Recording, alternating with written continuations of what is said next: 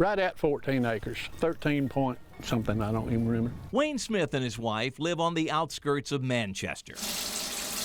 And like many who live around them, the Smiths get their water from a well. So last year, when some of his neighbors started receiving letters from nearby Arnold Air Force Base telling them about the discovery of chemicals called Pfas in the groundwater on and near the base, Smith was concerned. When you think about some kind of chemical in your family and your friends and everything, you want it to be right. This is the source of the problem. A firefighting foam used by the military for decades. Firefighters sprayed it on runways and other places to decrease the risk of explosion in the event of a fire. It was a staple in training. Everyone thought it was safe. We're starting to discover that there can be health effects to long-term exposure to these chemicals. Stephanie Short is a civil engineer working as a remedial project manager with the Air Force. It's her job to oversee testing for PFAS contamination in Coffee County and to work with people near the base who may be affected. PFAS and a related chemical called PFOA have been linked to cancer and birth defects. Because they're considered emerging contaminants,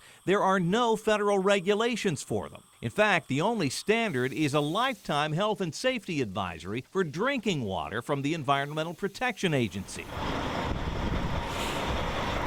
A training space behind the fire station at Arnold Air Base is one of the areas of concern.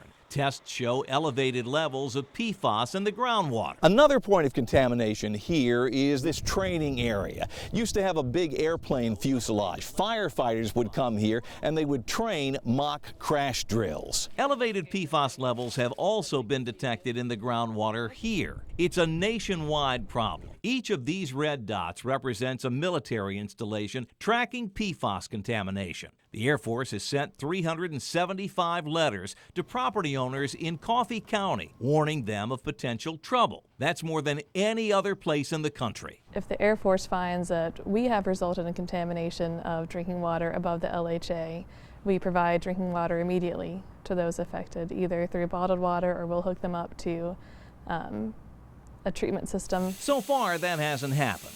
To date, the Air Force has tested 72 drinking water wells off base, including Wayne Smith's. His report shows no detectable levels of PFAS. The Air Force says the only well off base where PFAS was detected has levels below the federal drinking water standard. We live here, we play here, we're drinking the same water that everyone else is, so we're concerned.